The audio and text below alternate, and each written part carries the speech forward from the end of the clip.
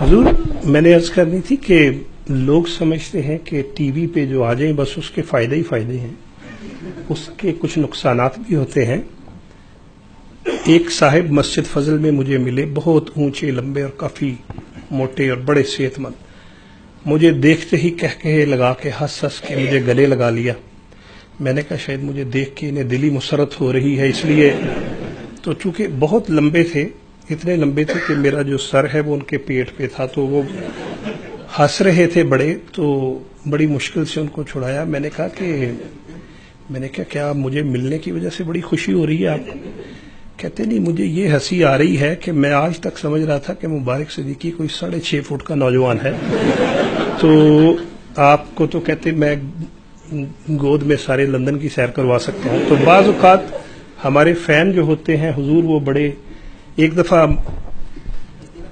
جلسہ سالانہ میں صبح میں بڑا تیار ہو کے نیا سوٹ پہن کے پین بھی رکھ لیا، میں نے کہا شاید کوئی حضور آٹوگرافی مانگ سکتا ہے مجھ سے۔ تو میں جا رہا تھا تو ایک خاتون میرے خیال میں کوئی ہوں گی، کوئی 80-90 سال کی ہوں گی، ساتھ ان کے بچی تھی، تو وہ اپنی بچی کو کہتی کہ یہ وہ نظموں والا ہی ہے۔ میں بڑا خوش ہوا کہ میں سب میں پاپولر ہوں اتنا زیادہ۔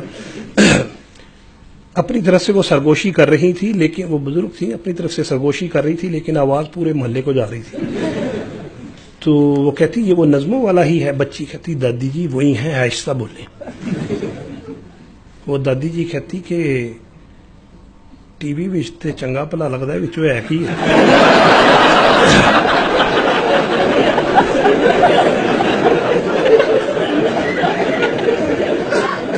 میں نے 3 دن پھر وہ جو جلسہ تھا ایک جگہ بیٹھ کے میں نکلا ہی نہیں، بس میں نے حضور اس کے بعد پبلک میں نکلنا ہی چھوڑ دیا۔ آج نکلے جی، اس کے بعد آ جائیں، اس کے بعد